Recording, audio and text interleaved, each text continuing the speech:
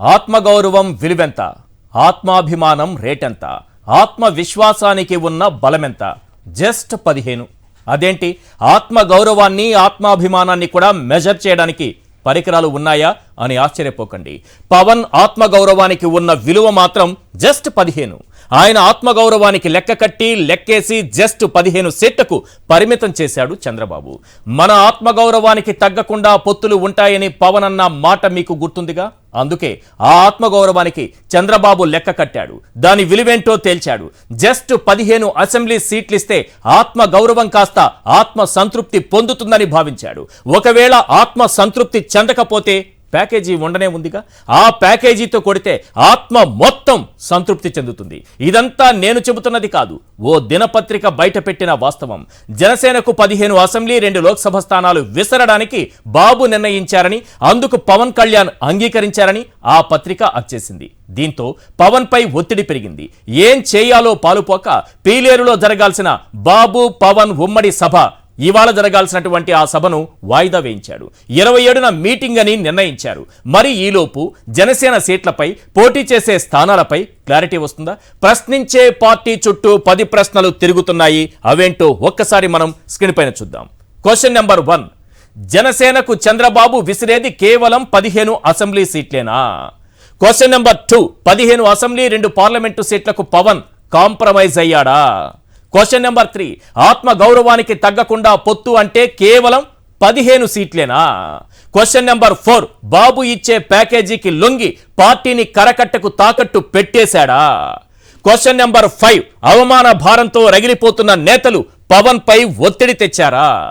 Question number 6, కనీసం 50 సీట్లు ఇవ్వకపోతే టీడీపీతో కలిసి పని చేయలేమని తేల్చేశారా? క్వశ్చన్ నెంబర్ 7, ప్యాకేజీనా పార్టీనా తేల్చుకోలేక పవన్ కళ్యాణ్ డైలమాలో పడ్డారా? క్వశ్చన్ నెంబర్ 8, 2-3 రోజుల్లో సీట్లెన్నో స్థానాలెన్నో తేల్చాలని బాబును కోరాడా? క్వశ్చన్ నెంబర్ 9, పీలేరులో బాబు పవన్ జంట మీటింగ్, అందుకే వాయిదా పడిందా? క్వశ్చన్ నెంబర్ 10, సీఎం సీటు లేదు, షేరింగ్ లేదని తేల్చేశాక కూడా పవన్ వెంపర్లాట దేనికోసం?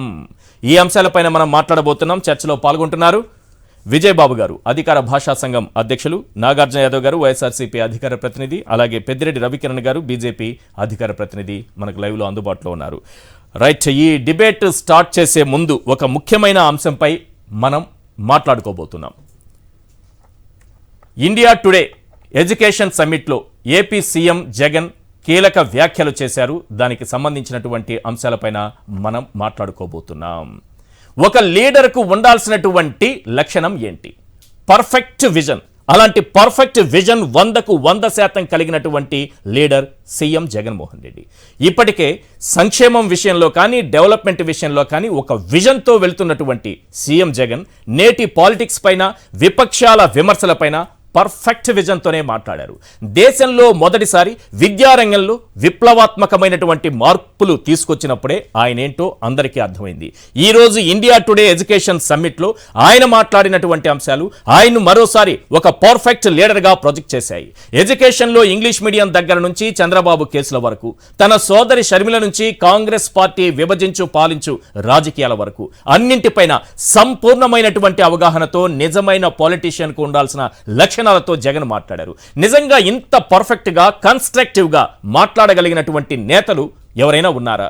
జగన్ కాక మరొకరు ఉన్నారా అన్నట్లుగా ఆయన ప్రతి అంశం పైన క్రిస్టల్ క్లియర్ గా సమాధానాలు ఇచ్చారు. ఒకసారి కాంగ్రెస్ పార్టీ పైన, షర్మిలతో కలిసి వాళ్ళు చేస్తున్న పాలిటిక్స్ పైన సీఎం జగన్ ఏమన్నారో ఓసారి చూద్దాం. Because that also is, Andhra is making headlines again because guess what? The Congress party has chosen to make your sister. Why is Sharmila their party chief? I know this is difficult, but is it that the legacy of why is Rajshekhar Reddy is now going to be split within the family? How do you respond that you may well have to go into this election with your sister on the other side? Congress is basically playing dirty, Rajdeep. Congress has got this tradition of playing dirty as far as state politics are concerned, in our states more specifically. They have divided the state for their own political gains. unjustly divided the state, more so. Divide and rule. Be it the state, divide and rule, be it our family. Even when I had gone against the Congress party, they had pitted my own uncle.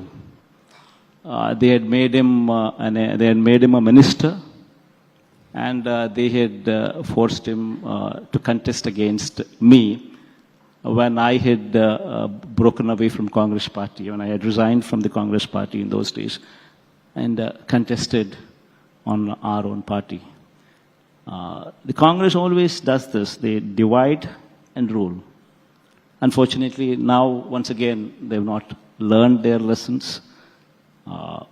So once again, they've divided my family, brought in my sister to actually lead their party. But unfortunately, what they do not understand is ultimately there is a greater power than the Congress party or any of the parties here. There's a God there. And ultimately, God would ensure that these people are taught a lesson properly. Right, చాలా కన్స్ట్రక్టివ్గా కనిపిస్తోంది, ఒక perfect విజన్తో కనిపిస్తోంది CM Jagan ఈరోజు India Today education కాన్క్లేవ్లో మాట్లాడినటువంటి అంశాలు. విజయబాబు గారు, మీరేం చెప్తారు? కాంగ్రెస్ పార్టీకి సంబంధించి డివైడ్ అండ్ రూల్ ఈ పాలసీని ఫాలో అవుతోంది. ఇది బ్రిటిష్ వాళ్ళు ఇదే పాలసీని ఫాలో అయ్యేవాళ్ళు, విభజించు పాలించని. వాళ్ళు రాష్ట్రాన్ని విభజించారు, పాలించాలనుకున్నారు, ఏమైపోయారో చూసాం. గతంలో కూడా ఇదే చేశారు. అప్పుడు కూడా వైఎస్ వివేకానంద రెడ్డిని మంత్రిని చేసి విజయం మీద పోటీ పెట్టారు. ఇదే విభజించు పాలించు, మళ్ళీ అదే కుటుంబంలో చిచ్చులు పెట్టి మళ్ళీ అదే పాలిటిక్స్ నడపడం. అంటే ఏంటి వాళ్ళ ఉద్దేశం ఏంటి? ఎలా కనిపిస్తోంది Congress party divide and rule policy? ఇది బీజేపీ వారి పరిభాషలో చెప్పాలంటే ఇటాలియన్ కాంగ్రెస్ పాలిటిక్స్ అండి. సింపుల్ గా ఆయన ఒక మంచి పదం వాడారు, డర్టీ పాలిటిక్స్ అని. దాన్ని తెలుగులో మన వాళ్ళు సరే చక్కగా సంస్కారయుతంగా చెత్త రాజకీయం అన్నారు, కానీ అంతకంటే ఎక్కువ చెప్పాలంటే మురికి రాజకీయం, మామూలు మురికి రాజకీయం కూడా. ఎంత డర్టీ పాలిటిక్స్ అంటే అసలు అత్యంత జుగుప్సాకరమైనటువంటి రీతిలో కాంగ్రెస్ వ్యవహరిస్తున్న తీరుకి నేను మొన్న కూడా చెప్పా ఒక దీంట్లో ఆవిడ మాటలు విన్న తర్వాత, ఆంధ్ర ప్రజల యొక్క శాపం కేవలం కాంగ్రెస్ పార్టీకి ఆంధ్ర రాష్ట్రంలోనే కాదండి, మీరు యావత్తు భారతదేశానికి తగిలేటట్టుగా యావత్ భారతదేశ ప్రజలందరూ కూడా కాంగ్రెస్ పార్టీకి బుద్ధి చెప్పారు. అంటే అంత అశాస్త్రీయంగా, ఇందాక మీరు జగన్మోహన్ రెడ్డి గారు కూడా డివైడ్ చేసిన విధానాన్ని గురించి ఆయనే స్పృశించాల. అశాస్త్రీయంగా డివైడ్ చేసి రాజకీయ పబ్బం గడుపుకోవటం కోసం, రాజకీయ లబ్ధి కోసం ఆంధ్రులందరూ కూడా ముక్త కంఠంతో ఇది అన్యాయం అన్యాయం అని చెప్తున్నప్పటికీ వాళ్ళ మాట వినిపించుకోకుండా కర్కశంగా అత్యంత పాశవికంగా రాష్ట్రాన్ని విడదీసినటువంటి ఒక ఇటాలియన్ సంస్కృతి ఏదైతే ఉందో, అంటే బ్రుటాలిటీ అనమాట. దానికోసం ఈ పదం వాడుతున్నా. వాళ్ళ యొక్క కథలు, వాళ్ళ యొక్క ఇది చూస్తే జాలి, దయ, దాక్షిణ్యం, లేదు అంటే ప్రజాభిప్రాయం, ఇలాంటి పదాలకు అర్థం తెలియకుండా తాను ఏ నిర్ణయం అయితే తీసుకుందో ఆ నిర్ణయమే అమలు జరగాలి, ఎవరు ఏమైపోయినా పర్వాలేదు అనేటువంటి ఒక అత్యంత నిరంకుశమైనటువంటి ఒక నిర్ణయం తీసుకున్నటువంటి సోనియా గాంధీ దానికి భారీ మూల్యం చెల్లించుకుంది ఎవరంటే ఈ రోజుకి కూడా కాంగ్రెస్ పార్టీ. కాంగ్రెస్ పార్టీ ఎప్పుడైతే ఆంధ్రప్రదేశ్ ని అశాస్త్రీయంగా విడదీసిందో ఆ రోజునే మొత్తం బంగాళాఖాతంలో కలిసిపోయింది అన్నటువంటి రీతిలో ఎక్కడి నుంచో ఎక్కడికో పతనం అయిపోయింది. 2 సార్లు ఆ పార్టీ అధికారంలోకి రావడానికి తన భుజస్కంధాల మీద ఎక్కువ భారాన్ని మోసినటువంటి వ్యక్తి ఎవరు అంటే రాజశేఖర రెడ్డి గారు. ఆంధ్రప్రదేశ్ నుంచి కావాల్సిన పార్లమెంట్ కావలసిన లోక్సభ సీట్లని అందించినటువంటి మహానేత రాజశేఖర రెడ్డి గారు. అన్ని విధాలుగా కూడా ఆయన భుజం కాస్తే ఆయన మరణానంతరం ఈ మాట మీ దగ్గర కూడా ఉండే ఉంటుంది, వేయండి, ఎవరో మాట్లాడలా, ఇవాళ అవును అప్పుడే మాట్లాడింది. కన్న తండ్రిని ఆయన చనిపోయిన తర్వాత కూడా ఆయన మీద ఎఫ్ఐఆర్ పెట్టారనంటే, ఇందాక జగన్మోహన్ రెడ్డి గారు చెప్పినట్టు ఆ రోజున రాష్ట్రాన్ని అశాస్త్రీయంగా విడదీసి ఒక వికృత విన్యాసం చేశారు. ఇవాళ ఆ పార్టీకి 2 సార్లు ఆ పార్టీ అధికారంలోకి రావడానికి కృషి చేసినటువంటి ఒక వైఎస్ రాజశేఖర రెడ్డి అనేటువంటి ఒక కుటుంబాన్ని కూడా నిలువున చీల్చి వాళ్ళ మధ్య అన్నా చెల్లెళ్ళ మధ్య ఒక వైరాన్ని సృష్టించి ఇవాళ ఒక వికృత ఆనందాన్ని పొందుతున్నటువంటి పరిస్థితిని చాలా నిశ్చలంగా నిబ్బరంగా జగన్మోహన్ రెడ్డి గారు చెప్పిన మాటలను కూడా మనం ఇవాళ విన్నాం. దీనివల్ల వాళ్ళకి ఒరిగేది లేదు, జరిగేది. ఇప్పుడు రాష్ట్రాన్ని అశాస్త్రీయంగా విడదీసిన తర్వాత కాంగ్రెస్ పార్టీ పట్ల ఆంధ్రుల ఆగ్రహాన్ని చూసి కలుగుల్లోకి దూరిపోయినటువంటి వ్యక్తులు కొంతమంది వ్యవసాయ క్షేత్రాలకు వెళ్ళిపోయి గడ్డి మొక్కలు పీక్కుంటా ఉన్నటువంటి వాళ్ళు మళ్ళీ వాళ్ళు నిస్సిగ్గుగా ఆ కలుగుల్లోంచి బయటకు వచ్చి ఆ వ్యవసాయ క్షేత్రాల నుంచి బయటకు వచ్చి తగుదనమ్మ అంటూ ఇవాళ షర్మిలమ్మ లాంటి ఒక అపరిణిత రాజకీయ నాయకురాలి వెంట వీళ్ళు తిరుగుతున్నారంటే ఆ పార్టీ ఎంత దిగజారిపోయిందో, ఏ స్థితికి వచ్చిందో అనేది చూడొచ్చు. పైగా ఇక్కడ షర్మిలమ్మని పెట్టి కాంగ్రెస్ రాజకీయం చేయటం వల్ల జగన్మోహన్ రెడ్డి గారు కాదండి, ఆంధ్రుల యొక్క అశాస్త్రీయంగా ఆంధ్రులకు చేసినటువంటి ద్రోహాన్ని ఈ చరిత్ర మీద పడినటువంటి మరకల్ని ఒక వ్యక్తులు వచ్చినంత మాత్రం వాళ్ళు మారుస్తారండి. ఒక షర్మిలమ్మో లేకపోతే ఇంకెవరో సమక్షో వస్తే కాంగ్రెస్ చేసినటువంటి ద్రోహాన్ని ఆంధ్రులు మర్చిపోతారా? ఆ చరిత్రని ఈవిడ తుడిపోయగలదా? ఎంత దారుణం, ఎంత దౌర్భాగ్యం అండి. ఇప్పుడు ప్రతి చిన్న ఒక విహంగ వీక్షణం చేస్తే ప్రతి చెమట బిందువు, ప్రతి రక్తపు చుక్క, ప్రతి భావం, ప్రతి ఆశయం, ప్రతి లక్ష్యం అన్ని ఇది మనది రాజధాని అని అక్కడ పెట్టుకున్నటువంటి స్థితి. ఉద్యోగులు అప్పులు చేసి చిన్న డబుల్ బెడ్రూమ్ లాంటి అపార్ట్మెంట్లు కొనుక్కొని కొద్దిగా అక్కడ చెల్లింపులు చెల్లిస్తూ ఉన్నటువంటి స్థితి. వాళ్ళ పిల్లల్ని ఇక్కడ అన్ని వ్యవసాయ క్షేత్రాలు అమ్మి అక్కడ చదివిస్తున్నటువంటి స్థితి.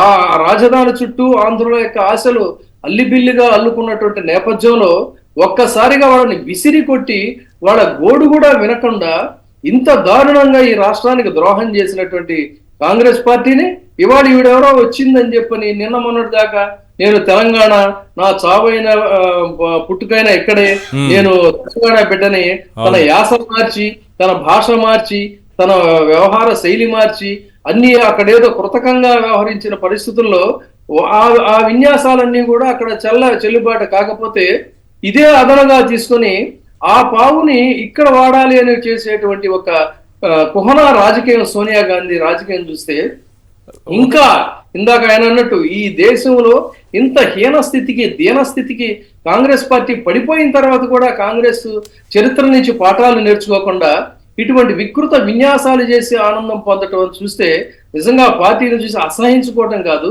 చాలా మంది కూడా ఎంత ఏహ్యభావం కలుగుతుందంటే యావత్తు దేశంలోనే చీకొట్టినటువంటి పరిస్థితి. వైఎస్ గారు మరణించిన తరువాత ఎఫ్ఐఆర్ లో ఆయన పేరు పెట్టారు, ఆయన అవమానించారని షర్మిల కదండి, రాక్షసత్వం కదా, ఇది రాక్షసానందం అంటారు.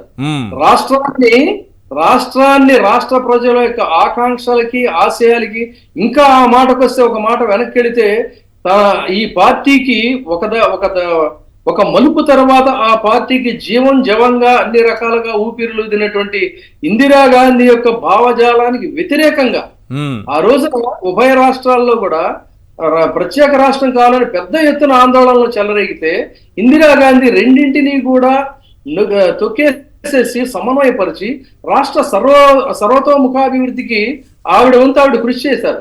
అంటే కాంగ్రెస్ పార్టీ యొక్క భావజాలం ఏమిటి అన్నట్లయితే ఇందిరాగాంధీ ఆ రోజు తీసుకున్న నిర్ణయం ఈ తెలుగు రాష్ట్రాల పట్ల.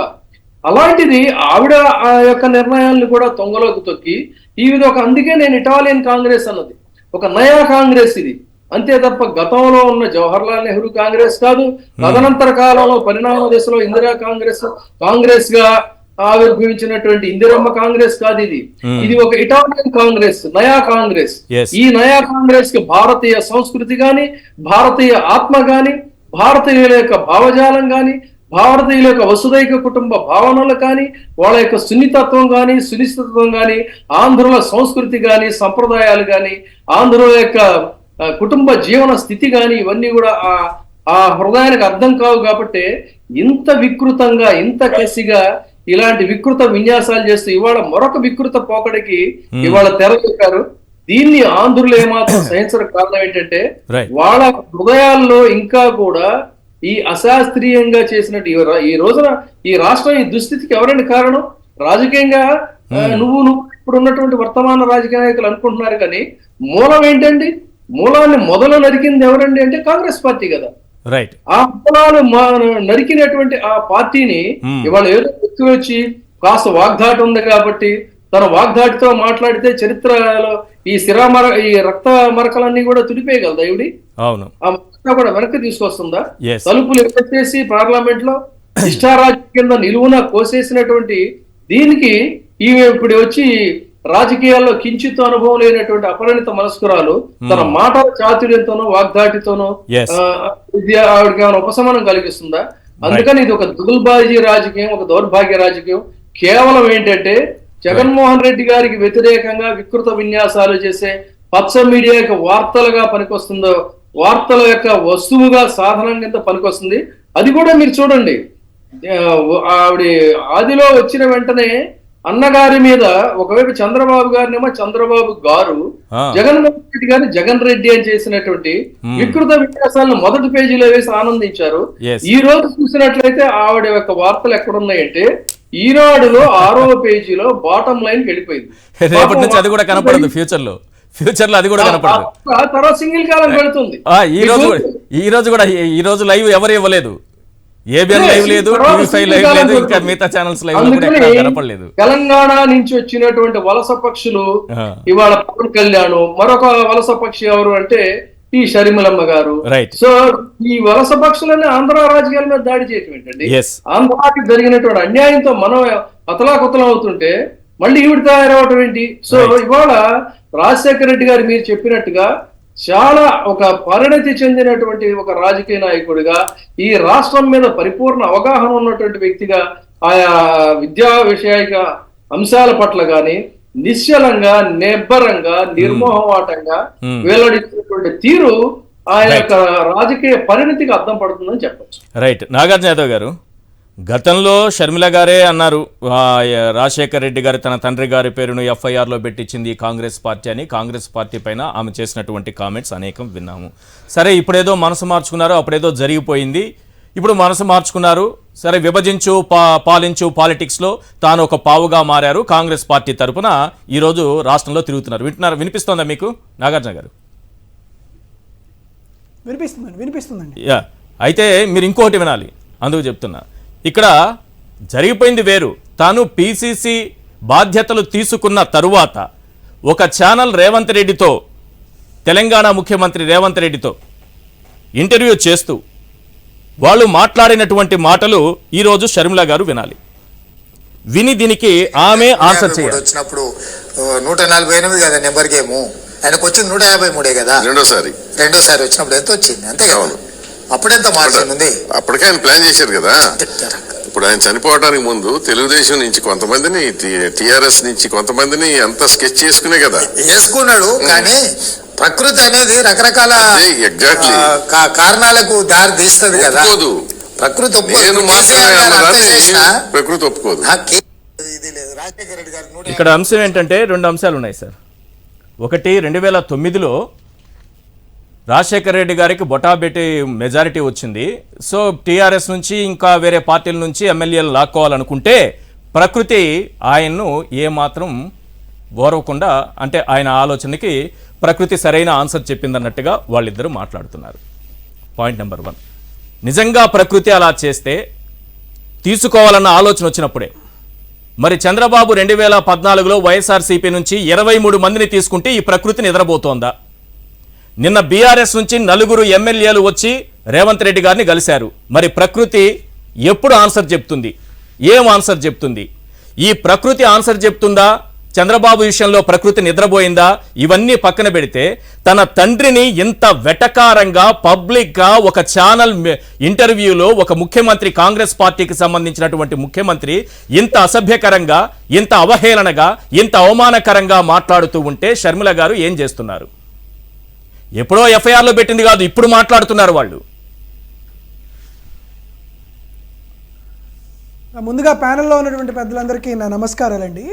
నిజమే, ఆ వార్తలు విన్న తర్వాత కూడా గౌరవనీయులు వైఎస్ షర్మిల గారు వ్యాఖ్యానించలేదంటే నిజమైనటువంటి వైఎస్ రాజశేఖర రెడ్డి గారి అభిప్రాయాలకు, ఆలోచనలకు, సిద్ధాంతాలకు, విధానాలకు, నినాదాలకు అసలైనటువంటి వారసుడు శ్రీ వైఎస్ జగన్మోహన్ రెడ్డి గారు మాత్రమే అని మాత్రం ఆంధ్రప్రదేశ్ రాష్ట్ర ప్రజలందరికీ విజ్ఞప్తి. ఎందుకంటే రేవంత్ రెడ్డి అనే ఆ Zomato boy, Swiggy boy, Zomato boy, ఎందుకంటే దురదృష్టవశాత్తు ఆయన తెలంగాణ ముఖ్యమంత్రి అయ్యాడు కాబట్టి అతని మీద ఎక్కువగా మాట్లాడడం, ఎంతైనా ముఖ్యమంత్రి కాదు కాబట్టి ఆ తెలంగాణ రాష్ట్ర ముఖ్యమంత్రిని Zomato boy, Swiggy delivery boy అని పిలవడం బాగుండదు కాబట్టి ఆ వ్యాఖ్యలు చేయట్లేదు. కానీ ఆ delivery boy, door delivery boy చేసేటువంటి వ్యాఖ్యల్ని ఆంధ్రప్రదేశ్ రాష్ట్రంలో ఉన్నటువంటి ప్రతి సామాన్య ప్రజానీకం కూడా తీవ్రమైనటువంటి ప్రతిఘటన. ఏంది ఈడు ఇలా మాట్లాడాడు ఈ స్థాయికి వచ్చి కూడా అని. ఇప్పుడు ప్రశ్నించాల్సింది రేవంత్ రెడ్డినా లేకపోతే షర్మిలానా? ఆ వ్యాఖ్యలు ఈ అంశం పైన ప్రశ్నించాల్సింది, నిలదీయాల్సింది ఎవరిని? అదే కదండి. 100% తను పిసిసి ప్రెసిడెంట్గా ఉంటే షర్మిలమ్మ గారు అదేవిధంగా పక్కన ఉన్నటువంటి తెలంగాణ కాంగ్రెస్ పార్టీ ముఖ్యమంత్రి ఆ మాటలంటే వీరు మాట్లాడుకోలేదంటే బహుశా రేవంత్ రెడ్డి గారు షర్మిలమ్మ గారు కలిసి ఇటువంటి విమర్శలు చేస్తున్నారేమో అనిపించుకోవాలి. ఎందుకంటే తెలంగాణ పార్టీ ఆమె పెట్టింది తెలంగాణ పార్టీ, ఆ తెలంగాణ పార్టీని తీసుకెళ్లి కాంగ్రెస్ పార్టీలో విలీనం చేస్తే బహుమతిగా ఏపీనిచ్చారు. ఆమె పెట్టింది తెలంగాణ కదా, తెలంగాణ వైఎస్ఆర్టీపీ కదా, YSRTP Telangana party, YSR Telangana party. మరి తెలంగాణలో విలీనం చేశారు, తెలంగాణ పార్టీ గిఫ్ట్ కింద ఏపీనిచ్చారు. తెలంగాణ వాళ్ళని అడగాలి కదా, తెలంగాణ ముఖ్యమంత్రి అయినా నిలదీయాలి కదా. అడగడమే కాదండి, ఇప్పుడు ఇదంతా చూస్తుంటే మనకు వస్తున్నటువంటి క్లియర్ పిక్చర్ ఏంది? ఇదిగోండి, చంద్రబాబు నాయుడు గారు రేవంత్ రెడ్డి గారికి ఏదో ఒక గిఫ్ట్ అందజేస్తే రిటర్న్ గిఫ్ట్గా షర్మిలమ్మ రూపంలో రేవంత్ రెడ్డి గారే షర్మిలమ్మని చంద్రబాబు నాయుడు గారి దగ్గరికి పంపించారేమో అన్నట్టు ఒక క్లియర్ పిక్చర్ కనపడుతూ ఉంది. ఎందుకంటే వైఎస్ రాజశేఖర రెడ్డి లాంటి మహానాయకుడు ప్రజా పరిపాలనలో ప్రజల దగ్గరికి వెళ్ళాలనేటువంటి ఒక గొప్ప తలంపుతో, ఆశాంతం ప్రజలతోనే ప్రభుత్వం ముందుకు వెళ్ళాలనే ఉద్దేశంతో ఆయన ప్రజల దగ్గరికి వెళ్తూ పరమపదిస్తే ఆయన్ని ప్రకృతి రూపంలో ప్రకృతి ఆయనకి సహకరించలేదు. ప్రకృతి ఎందుకు 2014లో ఎందుకు నిద్రపోయింది? ఈ జొమాటో బాయ్ ఇటువంటి వ్యాఖ్యలే చేశాడు. ప్రజాస్వామ్యం కూని అయితే ప్రకృతి ఎందుకు నిద్రపోయింది? రెడ్డి మీద కనీసం షర్మిలమ్మ ఒక వాక్య కూడా చేయకపోవడం, ఖచ్చితంగా వాళ్ళందరూ కలిసి గతంలో గోబెల్స్ ప్రచారం అని ఎట్లా ఉంటుందో, గోబెల్స్ అనే మంత్రి దగ్గర ప్రచారం చేసేటువంటి తాతాపాదులు ఎలా ఉంటారో ఇప్పుడు బాబెల్స్ అంటే చంద్రబాబు నాయుడు గారిని బాబెల్స్ అని ప్రచారం చేస్తే రేవంత్ రెడ్డి, షర్మిలమ్మ వీరందరూ ఎందుకు ఈ బాబెల్స్ ప్రచారానికి పూనుకున్నారనేది షర్మిలమ్మ చెప్పాల్సింది ఖచ్చితంగా. ఈ వాక్య షర్మిలమ్మ గారు రేవంత్ రెడ్డి మా నాయకుడిని, మా అందరికీ కావాల్సినటువంటి వ్యక్తిని, మహానేతని ఉమ్మడి తెలుగు రాష్ట్రాల్లోనే కాదు భారతదేశంలోనే సంక్షేమానికి కేర్ ఆఫ్ అడ్డర్గా నిలిచినటువంటి మహానేత వైఎస్ రాజశేఖర రెడ్డి పైన, ఆయన మరణం పైన ఉచ్చా నీచం లేకుండా రేవంత్ రెడ్డి లాంటి ఒక జొమాటో స్విగ్గీ బాయ్ వ్యాఖ్యలు చేస్తే మాట్లాడడానికి కూడా నోరెందుకు పడిపోయింది షర్మిలమ్మ అని ఈ రాష్ట్రంలో ఉన్నటువంటి 2 రాష్ట్రాల్లో ఉన్నటువంటి ప్రజలందరూ అడుగుతున్నారు. మరి ఎందుకు ఆవిడ ఇటువంటి వ్యాఖ్యలు చేస్తుందో, అటువంటి వ్యాఖ్యలకు ఆవిడ సమర్థిస్తూ ఇంకా ఆ పార్టీ అధ్యక్షురాలు ఎలా అయిందో అనేది ఆవిడ విజ్ఞతకే వదిలేస్తున్నాం. దాంతోపాటు రెండో పాయింట్, షర్మిలమ్మ గారు ఒక మాట చెప్పారు. ఏమని చెప్తున్నారు ఆవిడ? ఆంధ్రప్రదేశ్ రాష్ట్రంలో అభివృద్ధి ఏం జరిగిందా అనేది నేను చూపించండి, నేను వస్తాను అని చెప్తాను. షర్మిలమ్మ గారికి ఓపెన్ ఛాలెంజ్ చెప్తున్నా. ఈ ఆంధ్రప్రదేశ్ రాష్ట్రంలో 44,512 ప్రభుత్వ పాఠశాలలు ఉన్నాయి. దీంట్లో మొదటి ఫేజ్లో 15,715 స్కూల్స్ నాడు నేడు ద్వారా మార్చాం. సెకండ్ ఫేజ్లో 22,221 స్కూల్స్ని మారుస్తున్నాం. షర్మిలమ్మ గారికి ఓపెన్ ఛాలెంజ్. ఈ 15,020 సుమారుగా ఈ 38,000 పాఠశాలల్ని ఏ రోజైనా ఎక్కడైనా any day, any centre, any district, any village, single 37,500 పాఠశాలలు చూపించడానికి ఆంధ్రప్రదేశ్ రాష్ట్ర ప్రభుత్వం, వైఎస్ఆర్ కాంగ్రెస్ పార్టీ సిద్ధంగా ఉంది. ఇది జగన్మోహన్ రెడ్డి గారు చేసిన అభివృద్ధి. ప్రతి ఊరు మార్చాం, ప్రతి బడి మార్చాం, ప్రతి పథకాన్ని మార్చాం, ప్రతి మహిళ యొక్క జీవితాన్ని మార్చాం. నిజంగా జగన్మోహన్ రెడ్డి గారి చెల్లెల జీవితాన్ని మార్చాడు. ఎందుకు మార్చారంటే 1,02,781 డ్వాక్రా మహిళలకి సంబంధించినటువంటి రుణమాఫీని 4 విడతల్లో ఇస్తామని చెప్పాం. 4 విడతల్లో సుమారుగా 26,000 కోట్ల రూపాయల రుణమాఫీ చేసినటువంటి ఘనత జగన్మోహన్ రెడ్డి గారికి దక్కింది. ఇది జగన్మోహన్ రెడ్డి గారు మహిళలకి, జగన్మోహన్ రెడ్డి గారు తను చెల్లిగా భావించినటువంటి డ్వాక్రా మహిళలకు ఇచ్చినటువంటి శక్తి, ఇచ్చినటువంటి సహాయం, ఇచ్చినటువంటి గౌరవం. మీలాంటి వాళ్ళు దురదృష్టవశాత్తు మీలాంటి వాళ్ళు చంద్రబాబు నాయుడు గారి వల్లనో లేకపోతే రాహుల్ గాంధీ వల్లనో అలాంటి జొమాటో స్విగ్గీ బాయ్ అయినటువంటి రేవంత్ రెడ్డి ట్రాప్లోనే పడి ఇటువంటి విమర్శలు చేయడం వల్ల తెలుగు ప్రజలు మిమ్మల్ని సహించరు. వైఎస్ రాజశేఖర్ రెడ్డి గారి అభిమానుల ముందు, వారిని ఆరాధించే ప్రజల ముందు మీరు దోషిగా నిలబడేటువంటి రోజులు వస్తున్నాయి. కాబట్టి షర్మిలమ్మ గారు మీకు మరొకసారి విజ్ఞప్తి చేస్తున్నాం, మరొకసారి సవాల్ విసురుతున్నాం. 35,000కు పైగా పాఠశాలలో జగన్మోహన్ రెడ్డి గారు చేసినటువంటి మార్పుని, అభివృద్ధిని మీకు చూపిస్తాం. నిజంగా ఎల్లో కళ్ళు కాదు. రైట్ అది సపరేట్ డిబేట్ పెట్టి చూపిద్దాం దానిపైన. ఎస్, మీరేం చెప్తారు పెద్దిరెడ్డి రవికిరణ్ గారు కాంగ్రెస్ పార్టీ విభజించు పాలించు పాలిటిక్స్ పైన? ఈశ్వర్ గారు, ముందుగా మీకు తోటి ప్యానలిస్టులకి, సాక్షి టీవీ వీక్షకులకు శుభ సాయంత్రం అండి. కాంగ్రెస్ పార్టీ పెట్టింది భారతీయులు కాదండి, బ్రిటిష్ పెట్టారు ఏవో హ్యూమని. అందుకని బ్రిటిష్ వాళ్ళ డిఎన్ఏ విభజించు పాలించు, ఆ డిఎన్ఏ కాంగ్రెస్ పార్టీకి ఉంది. సో అప్పటి నుంచి ఇప్పటి వరకు అదే చేసింది కాంగ్రెస్ పార్టీ. ఇది దేశాన్ని 3 ముక్కలు చేయటం, పాకిస్తాన్ బంగ్లాదేశ్ వంటి చేయటం, అలాగే ప్రజల మధ్య మత ఘర్షణలు పెట్టడం, సిక్కులు ఓచగొదవేయటం, అలాగే మన రాష్ట్ర విభజన కూడా అడ్డగోలుగా చేయటం ఏ రకంగా చేశారో మనం చూసాం. అదే సంస్కృతి ఇప్పుడు కూడా కుటుంబాల్లో కూడా అనేక కుటుంబాల్లో చిచ్చులు పెట్టారు. ఈ రోజు జగన్మోహన్ రెడ్డి గారు అన్నట్టు వారి కుటుంబంలో కూడా చిచ్చు పెట్టారు, గతంలో చిచ్చు పెడుతున్నారు కూడా. అది కంటిన్యూ జరుగుతుంది. ఇప్పుడు 2004లోనే కాంగ్రెస్ పార్టీ టీఆర్ఎస్ తో పొత్తు పెట్టినప్పుడు వారు హామీ ఇచ్చారు కదా స్పష్టంగా, మేము ఆ ఏపీని తెలంగాణ విడదీస్తామన్నారు కదా. మరి అప్పటి నుంచి 2014 వరకు 10 ఏళ్ల పాటు, ఒక దశాబ్ద కాలం పాటు కాంగ్రెస్ పార్టీ అధికారంలో ఉంది.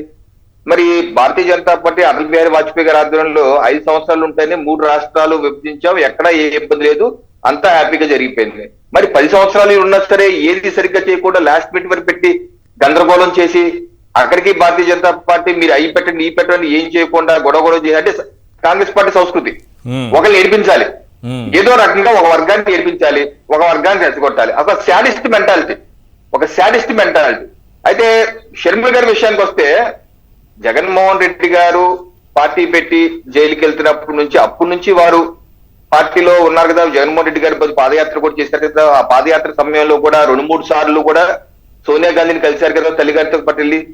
వారు అది ఆద్యంతో చెప్పింది ఏంటి, మా యొక్క అన్నయ్యని అనవసరంగా కేసులు పెట్టారు, ఇబ్బందులు పెడుతున్నారు. మరి సోనియా గాంధీని కూడా కలిసినప్పుడు అప్పుడు మీరు వారు సోనియా గాంధీ గారిని కలిసినప్పుడు రాజశేఖర్ రెడ్డి గారి మీద సిబిఐలో ఛార్జ్ షీట్ లో వారి పేరు కూడా ప్రస్తావన వచ్చింది కదా. అప్పుడు కూడా అడుగుంటారు కదా ఏంటనేది. అంటే మీరు రాజ్యాంగం మీరు మీ అన్నగారితో పాటు ఉన్నారు, కాంగ్రెస్ పార్టీని తిరుగుతూ ఉన్నారు. అలాగే 2014 నుంచి 19 వరకు కూడా అలాగే ఉన్నారు. 19 తర్వాత మీరు తెలంగాణకి వెళ్ళి నేను ఆడపిల్లని అని డెఫినేషన్ వారే ఇచ్చుకున్నారు. ఆడపిల్ల అంటే ఆడుండే పిల్ల, నాకు ఏపీతో సంబంధం లేదు, నేను తెలంగాణలో పుట్టాను, ఇక్కడే చదువుకున్నాను, ఇక్కడే పెళ్లి చేసుకున్నాను, ఇక్కడే పిల్లల కన్నా నా పిల్లలు ఇక్కడే చదువుకున్నారు, నాకు ఏపీతో సంబంధం లేదన్నారు. Okay fine good. అప్పుడు కూడా అడిగేవారు ప్రెస్ వాళ్ళు, ఏపీ సంగతి ఏంటి అంటే, ఏపీ సంగతి నన్ను ఎందుకు అడుగుతారు, అది నా రాష్ట్రం కాదు, దాని గురించి నన్ను అడగబాగు అని చెప్పి ప్రెస్లు ఓపెన్ గా చెప్పేవారు. పైపెచ్చి అక్కడ కూడా కాంగ్రెస్ ని మరి తిట్టున్నారు కదా. ఏ రకంగా చంద్రబాబు నాయుడు గారు ఎన్టీఆర్ గారికి వెన్నుపోటు పొడిచారో ఆ రకంగానే రాజశేఖర రెడ్డి కాంగ్రెస్ పార్టీ వెన్నుపోటు పొడిచింది అని అన్నారు మీరు. రాజశేఖర రెడ్డి గారు బతుకుంటే కాంగ్రెస్ పార్టీ మీద యాథూ అని వస్తారని అన్నారు మీరు, అన్నారు కదా. ఇంత అని ఈరోజు వెళ్ళి ఆ ఉమ్ములోనే దూరుతున్నారా? ఇంత అనేసి మళ్ళీ ఆ ఉమ్ములోనేనా? ఇదెక్కడ పోనీ మీకు ఏపీతో సంబంధం లేదు, మీరు అక్కడ పెళ్లి చేసుకున్నారు, మీరే అన్నారు, మేము అన్నారు. రైట్ అండి. నెక్స్ట్ టాపిక్ వెళ్దాం, మనకు సమయం కూడా మించిపోతుంది. మనం తీసుకున్నటువంటి టాపిక్ ఈరోజు జనసేనకు 15 అసెంబ్లీ, 2 పార్లమెంటు స్థానాలు, సీట్ల కేటాయింపుపై ఇప్పటికే పార్టీలో భిన్న స్వరాలు వినిపిస్తోంది. పవన్ కళ్యాణ్ పైన ఒత్తిడి పెరుగుతోందని. కానీ ఆంధ్రప్రభ దినపత్రిక చాలా క్లియర్గా, ఒకసారి స్క్రీన్ పైన వేయండి, జనసేనకు 15 అసెంబ్లీ సీట్లు ఇవ్వడానికి చంద్రబాబు ఓకే చేస్తే పవన్ కళ్యాణ్ కూడా దాన్ని ఓకే చేసినట్టుగానే రాసింది. జనసేనకిచ్చే సీట్ల విషయాన్ని చంద్రబాబు తేల్చి చెప్పారు, తెలిసింది. మొత్తం 175 అసెంబ్లీలో 115 స్థానాలకు స్థానాలను జనసేనకు కేటాయించాలని నిర్ణయించినట్లు సమాచారం. దీనిపై సుదీర్ఘంగా రాత్రంతా జరిగిన చర్చల్లో జనసేన అధినేత పవన్ కళ్యాణ్ అంగీకరించినట్లు తెలుస్తోంది. ఇది క్లియర్గా ఉంది ఇందులో. అంటే మన ఆత్మగౌరవానికి తగ్గకుండా మన పొత్తు ఉంటుందని పవన్ కళ్యాణ్ గారు చెప్తే, అదే జనసేన పార్టీకి సంబంధించినటువంటి ఒక నాయకుడు నడుపుతున్నటువంటి పత్రికలో చాలా క్లియర్గా పవన్ కళ్యాణ్ 15 అసెంబ్లీ సీట్లకు ఓకే చేశారని చెప్పారు. అదే సమయంలో అవి ఏ సీట్లు అనేది కూడా క్లియర్గా అందులోనే రాశారు. ఒకసారి అది కూడా చూపించండి. ఏ స్థానాలు పవన్ కళ్యాణ్కి జనసేనకు కేటాయించబోతున్నారనేది కూడా క్లియర్గా చెప్పారు. ఈ పేపర్లోనే రాశారు. అవి కూడా మనం చూడొచ్చు.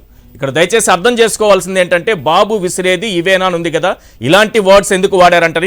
ఇది మనకు సంబంధించినటువంటి పదాలు కావు, వ్యాఖ్యలు కావు. పవన్ కళ్యాణే అన్నారు, కుక్క బిస్కెట్లు విసిరినట్టు ఓ 10-15 విసిరేస్తే పడుంటాడు పవన్ కళ్యాణ్ అని టీడీపీ అనుకుంటోందని గతంలో అన్నారు ఆయన. అందుకనే ఇప్పుడు ఆయన భాష ప్రకారమే అక్కడ మనకు కనిపిస్తోంది. రైట్, విజయబాబు గారు, ఏంటిది జనసేన ఆత్మగౌరవం కేవలం 15ఏనా?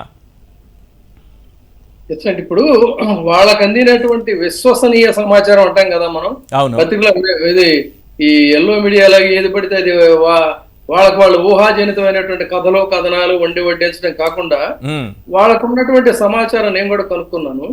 వాళ్ళకు ఉన్నటువంటి సమాచారం ప్రకారంగా ఇనిషియల్ గా గనక మనం ఈ ఫిగర్ ఒకసారి ఫార్వర్డ్ చేస్తే తర్వాత ఏదో కొంచెం బార్గెయిన్ చేస్తాడు. బార్గెయిన్ చేసిన తర్వాత మళ్ళీ ఇంకో ఒకటో రెండో అట్లా పెంచుకుంటూ పోవచ్చు. ఏదైనా కూడా మనం అనుకున్న టార్గెట్ 20 మించకుండా ఇవ్వచ్చు, ఒక 4 పార్లమెంట్ సీట్లు ఇవ్వచ్చు అనేటువంటి ఉద్దేశంలో వాళ్ళు ఉన్నారు. ఉన్నప్పటికీ కూడా తెలుగుదేశం మీద వస్తున్నటువంటి ఒత్తిడి ఏంటంటే, అసలు మనకి బ్రహ్మాండంగా ఉంది, ఇవాళ రేపు వెళ్ళిపోయి కుర్చీలో కూర్చోవటమే లేటు, అలాంటిది అనవసరంగా ఈ గుదిబండను ఎందుకు తగిలించుకుంటారు, మనకు అవసరమా ఇది, ఇవాళ మన పార్టీ అద్భుతంగా ఉంది, మీకు అసలు విపరీతమైనటువంటి సింపతి ఏముందని చెప్పని టీడీపీలో ఒక వర్గం విపరీతమైనటువంటి ఒత్తిడి తెస్తున్నటువంటి నేపథ్యంలో వాళ్ళల్లో ఎక్కడ ఏ ఒక్క సీట్ అయినా సరేనండి ఇవ్వకపోతే తిరుగుబాటు చేయడానికి వాళ్ళు సిద్ధంగా ఉన్నారు. ఇక పవన్ కళ్యాణ్ పరిస్థితి ఏంటంటే, మీరు అనివార్యంగా టీడీపీతో ప్రయాణం చేయాలి, ఎదురు చెప్పడానికి వీలు లేదని అదని ఇదని వార్నింగ్లు ఇచ్చినా కూడా వాళ్ళు రెడీగా ఏ నియోజకవర్గం నుంచి ఆ నియోజకవర్గానికి మనకేమవుతుంది, అవ్వకపోతే మనం ఏం చేయాలి అనే దాని మీద వాళ్ళు రెడీ టు అటాక్ అన్నట్టుగా కాచుకొని కూర్చున్నారు. సో ఇప్పుడు ఇవాళ ఉన్న పరిస్థితి, పవన్ కళ్యాణ్కి ఉన్నటువంటి పరిస్థితి ఏంటంటే, పూర్తిగా మన చంద్రబాబు నాయుడు గారి యొక్క విష కౌగిలిలో, అంటే మీకు చెప్తారు ధృతరాష్ట్ర కౌగిలని, ఆ ధృతరాష్ట్ర కౌగిలిలో ఇవాళ పవన్ కళ్యాణ్ ఉన్నటువంటి పరిస్థితి. ఏ మాత్రం కూడా సముచితమైనటువంటి సీట్లతో బయటికి రానట్లయితే తెలుగుదేశం పార్టీ వాళ్ళ సంగతి అలా ఉంచి జనసేన శ్రేణులే తిరుగుబాటు చేస్తారు. నేను గతంలో కూడా అనేక సార్లు చెప్పాను, మళ్ళీ చెప్తున్నా, ఏ జనసేన శ్రేణులైతే 10 సంవత్సరాల నుంచి జెండాలు మోస్తూ పెట్రోల్ కొట్టించుకొని వాళ్ళ యొక్క బైకుల మీద వాళ్ళు తిరుగుతూ ఇంతవరకు కూడా అతని మాటలు విశ్వసిస్తూ తిరిగారో, వాళ్ళకి గనక ద్రోహం జరిగితే ఎటువంటి పరిస్థితుల్లో కూడా వాళ్ళు సహించరు, ఖచ్చితంగా తిరుగుబాటు చేస్తారు. రేపు జరిగేది ఇదే. ఎందుకంటే చూస్తూ ఇప్పుడు ఆ జనసేనకి ఇచ్చేటువంటి సీట్లలో కూడా మనకు తెలుసు, తెలుగుదేశం చంద్రబాబు నాయుడు గారి స్ట్రాటజీ ఏంటి, టీడీపీకి సంబంధించినటువంటి కాపులకు సంబంధించినటువంటి వ్యక్తుల్ని ఇంకా మరి కొంతమంది వ్యక్తులను ఏం చేస్తాడంటే జనసేన నుంచి పోటీ చేయమంటాడు. ఇది ఆయనకు అలవాటు అయినటువంటిది. గతంలో చూసాం, బీజేపీ నుంచి నిలబెట్టాలి అన్నప్పుడు కామినేని శ్రీనివాస్ లాంటి వాళ్ళని బీజేపీలోకి చొప్పించి ఆయనకేమో సముచితమైనటువంటి మంత్రి పదవి ఇచ్చి, ఆయనకి ఎక్కడ లేనటువంటి ప్రయారిటీ ఇచ్చి, సిసలైన ఆర్ఎస్ఎస్ కార్యకర్త, అన్ని రకాలుగా నిరాడంబరంగా ఆ పార్టీకి అంకిత భావంతో పనిచేసినటువంటి మాణిక్యాలరావు లాంటి వ్యక్తికేమో అన్యాయం చేసినటువంటి సంగతి. ఆ తర్వాత ఏదో మంత్రి పదవి ఇచ్చిన ఆయన్ని కనీసం మాత్రం గౌరవంగా చూడనటువంటి చంద్రబాబు నాయుడు గారి యొక్క దుర్మార్గపు వైఖరిని కూడా గతంలో మనం గమనించాం. కానీ సార్, ఇక్కడ 15 సీట్లు ఇస్తే జనసేన క్యాడర్ టీడీపీకి సపోర్ట్ చేస్తుందా? సపోర్ట్ కాదండి అసలు. ఇప్పుడు వీళ్ళు ఈ ఎల్లో మీడియా ఏం చేస్తున్నారంటే, ఆల్రెడీ మనకి వీళ్ళ అవసరం లేదు, ప్రజాక్షేత్రంలో వీళ్ళకి సరైనటువంటి మద్దతు లేదని వైసీపీ నిర్ణయించుకున్నటువంటి వ్యక్తుల్ని వాళ్ళే విసిరి కొట్టట్లా. బాబు మీ పరిస్థితి బాగోలేదు, మీరు కాసేపు అలా సైలెంట్ ఉంటే మీకు సముచితమైన న్యాయం చేస్తామన్నా కూడా మేము వీరాధి వీరులు శూరాధి శూరులు అని చెప్పని వాళ్ళే కొంతమంది బయటికి వెళ్తున్నారు. దాన్ని చూసి ఇవాళ హెడ్డింగ్ ఏంటంటే ఒక నలుగురు మొహాలు వేశారండి, ఫోటోలు వేసి వైసీపీ పార్టీ కోటకు బీటలంట, ఏకంగా కోటకే బీటలు అని ఈ చిలవల పొలాలు సృష్టించి ఒక వికృతానందం పొందుతున్న నేపథ్యంలో ముందుంది ముదసళ్ళ పండగ అనేటువంటిది వాళ్ళకి తెలియదు. ఎప్పుడైతే జనసేన టీడీపీ లిస్ట్ అనేది బయటకు వస్తుందో ఆ క్షణంలో ఎంత భగ్గుమంటాయంటే ఈ కార్యకర్తల యొక్క ఆగ్రహాన్ని ఇద్దరు కూడా తట్టుకోవటం, అణిచివేయటం కష్టం. కాబట్టి అక్కడ నుంచి అసలైన కథ, రంజక కథ మొదలవుతుంది.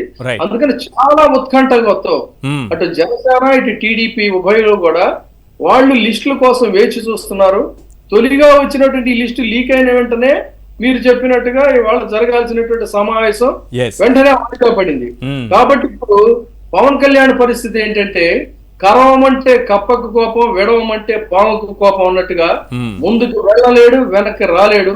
ఆ భీష్మ ధృతరాష్ట్ర కౌగిలిలో మాత్రం ఇప్పుడు విలవెల్లాడుతున్నాడు. దానికి భారీ మూల్యం చెల్లించుకోవడానికి అన్ని విధాలు ఇప్పుడు. రైట్. నాగార్జున యాదవ్ గారు, ఈ ఓవరాల్ గా ఈ రోజు జరగాల్సినటువంటి పీలేరులో చంద్రబాబు, పవన్ కళ్యాణ్ ఇద్దరూ కలిసి ఉమ్మడి సభ పెట్టాలి, అది కాస్త వాయిదా పడింది. ఏంటి విషయం అంటే ఈ 15 సీట్ల దగ్గరే గొడవ వచ్చింది. కేవలం 15 అంటే 15 అని చంద్రబాబు చెప్పడం, అది పార్టీ కేడర్లో అసంతృప్తికి దారి తీయటం, పవన్ పై ఒత్తిడి పెరగడం. ఒక 2 రోజులు పోస్ట్ పోన్ చేసుకున్నారు, 27న మళ్ళీ సభ పెడుతున్నారట. ఈ లోపు క్లారిటీ వస్తుందా లేదా అనేది పక్కన పెడితే పవన్ నిలబడేది పార్టీ వైపా, చంద్రబాబు వైపా? సార్, ఇక్కడ ఒక ప్రధానమైన ఇష్యూ అండి. జగన్మోహన్ రెడ్డి గారి మీద ప్రతిపక్షాలు చేస్తున్నటువంటి ఆరోపణలు, అంటే ఈ కచేరీ బృందం, చంద్రబాబు నాయుడు గారు చేసేటువంటి కచేరీ బృందం చేస్తున్న ఆరోపణలు ఏంటంటే జగన్మోహన్ రెడ్డి గారి పైన చాలా వ్యతిరేకత ఉంది ప్రజల్లో అనేది వాళ్ళు చేస్తున్న ఆరోపణ. నిజంగా వారి వాదనలో పసుంటే, నిజంగా వారి వాదనలో నిజం ఉంటే ఎందుకు ఒంటరిగా పోటీ చేస్తున్నారు? ఎందుకు పొత్తులు అవసరం అవుతున్నాయి? ఎందుకు పొత్తుల్లో కూడా విపరీతమైనటువంటి అందరినీ కలుపుకోవాలని, మళ్ళీ పవన్ కళ్యాణ్ ఒక్కరినే కాదు, పవన్ కళ్యాణ్ని సంకరెక్కించుకున్నాడు, మళ్ళీ ఈ బీజేపీ కోసం అర్రులు చేస్తున్నాడు. ఆ తరువాత కాంగ్రెస్ పార్టీ కూడా వస్తుందా లేదా అని కొత్తగా దిగినటువంటి స్టార్ క్యాంపైనర్తో అటువైపు నుంచి చర్చలు జరుగుతున్నారు. ఇన్ని సిపిఎం సిపిఐలో ఆల్రెడీ హోల్డ్లో వెయిటింగ్ లిస్టులో అటు పెట్టుకున్నారు. మళ్ళీ పొత్తులు కూడా ఒక పెద్దది కాదు, ఒక మహా కూటమిలాగా ఒక పెద్ద అంతా ఒక బ్రాండింగ్ చేసేటువంటి చర్యలు ఉన్నాయి. ఈ అన్ని రకాలైనటువంటి పొత్తులు పెట్టుకొని జగన్మోహన్ రెడ్డి గారిని అన్ని రకాల వైపుల నుంచి జగన్మోహన్ రెడ్డి గారిని ఇబ్బంది పెట్టాలని చేయాలన్నంత అవసరం ఎందుకు వస్తుంది? ఎందుకంటే జగన్మోహన్ రెడ్డి గారు సామాన్యుడి గుండెల్లో ఉన్నాడు. జగన్మోహన్ రెడ్డి గారు ప్రతి ఇంట్లోనూ ఉన్నాడు. జగన్మోహన్ రెడ్డి గారి ప్రతి పథకం ప్రతి ఒక్క గుండెల్లోకి వెళ్ళింది. కాబట్టి అన్ని రకాలైనటువంటి అందరినీ కలుపుకొని పోయి జగన్మోహన్ రెడ్డి గారికి ఏమైనా పోటీ ఇద్దామనేటువంటి కార్యక్రమం ఏదో జరుగుతుంది. దాంతోపాటు ఇక పవన్ కళ్యాణ్ గురించి ఒక మాట చెప్పాలి. పవన్ కళ్యాణ్ ఎక్కడ పోటీ చేయాలో కూడా డిసైడ్ చేసేది చంద్రబాబు నాయుడు. తను ఒక రాజకీయ పార్టీ పెట్టుకొని, తను ఒక రాజకీయ పార్టీ అధ్యక్షుడిగా అయ్యి 10 ఏళ్ల పాటు రాజకీయాల్లో ఉండి తను ఎక్కడ పోటీ చేయాలో కూడా నిర్ణయం తీసుకునేది పక్క పార్టీకి సంబంధించినటువంటి అధ్యక్షుడు. దాంతోపాటు ఇప్పుడు ఆ 15 టికెట్లో 10 టికెట్లో 5 టికెట్లో ఇచ్చినా దీంట్లో పవన్ కళ్యాణ్ డిసైడ్ చేసుకునేది ఏముందండి?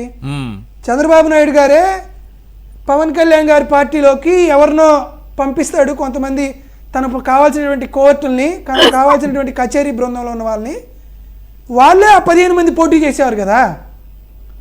కాబట్టి పోటీ చేసేదంతా తెలుగుదేశం పార్టీని, వీళ్ళందరూ కచేరీ బృందంలో కూర్చొని చక్కభజన చేయడానికి ఉండేటువంటి వ్యక్తులే కానీ వీళ్ళందరూ జగన్మోహన్ రెడ్డి గారిని ఇబ్బంది పెట్టడానికో మరొకటానికో చేసేటువంటి చర్యలు కాదు. దాంతోపాటు ఒక విషయం మీకు చెప్తా వినండి. చాలా ఇంట్రెస్టింగ్ ఇష్యూ. ఈరోజు జగన్మోహన్ రెడ్డి గారు ఇండియా టుడే కాంక్లేవ్లో ఆయన జర్నలిస్ట్ అడిగితే ఒక క్వశ్చన్కి దానికి ఆన్సర్ చెప్పారు. చాలా చాలా ఇంట్రెస్టింగ్ చెప్పారు. సరే, ఇంగ్లీష్ మీడియం చదువుతున్నారు, అందరూ ఇంగ్లీష్ మీడియం చదువుతున్నారు కదా, తెలుగు మీడియం తీసేసి ఇంగ్లీష్ మీడియం చదువుతున్నారని మీ మీద చాలామంది ఆరోపణలు చేస్తున్నారంటే జగన్మోహన్ రెడ్డి గారు ఒక సమాధానం చెప్పాడు. సరే, ఆరోపణలు చేసే వాళ్ళందరికీ ఒకటే అడుగుతున్నా, వాళ్ళ పిల్లలు కానీ వాళ్ళ మనవలు కానీ వాళ్ళ మనవరాలు కానీ ఏ మీడియం చదువుతున్నారని అడుగుతున్నారండి. ఇది అది అడగడంలో ఒకటి గుర్తొస్తుంది. సహజంగా 2 ప్రపంచ యుద్ధాలు జరిగిన తర్వాత ఈ ప్రపంచంలో ఉన్నటువంటి దేశాలన్నీ రెండుగా విడిపోయినాయండి. రెండు ఆలోచన స్రవంతులు, రెండు అభివృద్ధి నమూనాలు ఎన్ని, ఒకటి క్యాపిటలిస్టు, ఒకటి సోషలిస్టు. అందరూ సోషలిస్టుల కంటే భిన్నంగా క్యాపిటలిస్టుల యొక్క వాదనే నెగ్గింది ఈ ప్రపంచంలో.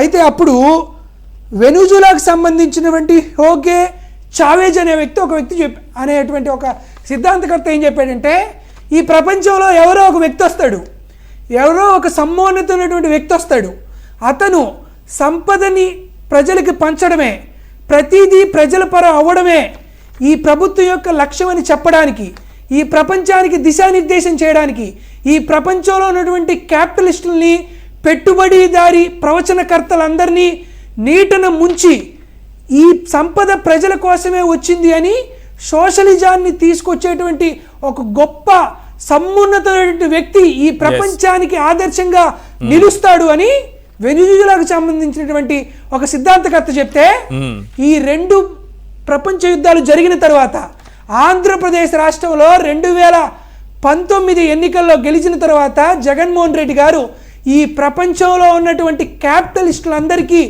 మాడు పగిలేలాగా తన 5 ఏళ్ల పరిపాలనలో తను చెప్పినటువంటి సమాధానం ఏంటంటే, ఎడ్యుకేషన్ అనేది ఒక్కటే ప్రజల్ని పేదరికం నుండి బయటపడేస్తుంది అనేటువంటి ఒక నిర్వచనాన్ని తీసుకొచ్చాడు. కాబట్టి ఇటువంటి అమాంబాపుతుగాళ్ళు, ఇటువంటి రాజకీయ నిరోధకాలు, ఇటువంటి రాజకీయమైనటువంటి వలస పక్షులు ఎంతమంది వచ్చి జగన్మోహన్ రెడ్డి గారి మీద విమర్శలు చేయాలన్నా, జగన్మోహన్ రెడ్డి గారు చెప్పినటువంటి ఒకటే ఒక మాట, ఈ ప్రభుత్వం మీకు మంచి చేసింది అనిపిస్తే, చేస్తుంది అనిపిస్తేనే నన్ను ఆశీర్వదించండి అని చెప్పడం ద్వారా జగన్మోహన్ రెడ్డి గారు 90% ఎన్నికలు ఎప్పుడో గెలిచేశాడు. రైట్. సో రేపు 2024లో జరిగేటువంటి ఎన్నికలంతా ఫార్మాలిటీగా జరిగేటువంటి ఎన్నికలే, అంతేనా? ప్రజాస్వామ్యబద్ధంగా జగన్మోహన్ రెడ్డి గారు 56 నెలల తన ప్రభుత్వ పరిపాలన తరువాత నాకు మంచి జరిగితేనే, ఈ ప్రభుత్వం మంచి చేస్తేనే నాకు ఓటేయండి అని చెప్పాడు అంటే, తనకున్నటువంటి శక్తి, తనకున్నటువంటి సామర్థ్యత, తన పరిపాలన మీద తనకున్నటువంటి నమ్మకం, ప్రజల మీద ఉన్నటువంటి ఆ గౌరవం అనేది తెలుస్తుంది. కాబట్టి జగన్మోహన్ రెడ్డి గారిని చెప్పినట్లు పవన్ కళ్యాణ్ గారు కానీ, చంద్రబాబు నాయుడు గారు కానీ, చంద్రబాబు నాయుడు గారి 14 ఏళ్ల పరిపాలన చూసి మాకు ఓటేయండి అని షర్మిలా గారు చెప్పిన పర్లా, పవన్ కళ్యాణ్ గారు చెప్పిన పర్లా, లోకేష్ చెప్పిన పర్లా, చంద్రబాబు నాయుడు గారి తాబేదారులుగా నిలుస్తున్నటువంటి ఈ ముగ్గురు స్టార్ క్యాంపెయినర్ లో ఎవరు చెప్పినా గానీ 14 ఏళ్ల పరిపాలన వర్సెస్ 56 నెలల పరిపాలన, దీనికి ఎవరైనా ఈ సవాలు స్వీకరించి చెప్పొచ్చు. రైట్. రవికిరణ్ గారు, టీడీపీ జనసేనకి ఇస్తోంది కేవలం 15 అసెంబ్లీ, 2 పార్లమెంటు, 15 అసెంబ్లీ సీట్లు మాత్రమే అంటూ ఒక వార్తా కథనం. అది కూడా పవన్ కళ్యాణ్ అంగీకరించినట్లుగానే ఈ వార్త కనిపిస్తోంది. క్లియర్గా రాశారు. సుదీర్ఘ చర్చల తర్వాత పవన్ కళ్యాణ్ అంగీకరించినట్లుగా తెలిసిందనేది క్లియర్గా రాశారు. ఇక్కడ 15 అసెంబ్లీ స్థానాలు అంటే జనసేన బలాన్ని 15 అసెంబ్లీ స్థానాలతో చంద్రబాబు పోలుస్తున్నారు. నెంబర్ 1. ఇప్పుడు పవన్ కళ్యాణ్ పదే మా వెంట బీజేపీ వస్తుంది, మా వెంట బీజేపీ వస్తుంది, అది కూడా కలుస్తుందని అంటున్నారు. ఆయనకే 15 వస్తాయి, వెంట తీసుకోబోయే మీకెన్ని వస్తాయి సార్? ఈశ్వర్ గారు, ఓకే, ఈ మీరు చూపించినటువంటి ఆంధ్రప్రభ క్లిప్పింగ్ గత 5-6 రోజుల క్రితం వచ్చింది. అది కూడా నేను చూశాను, అప్పుడు ఆ రోజు చూశాను. అవును.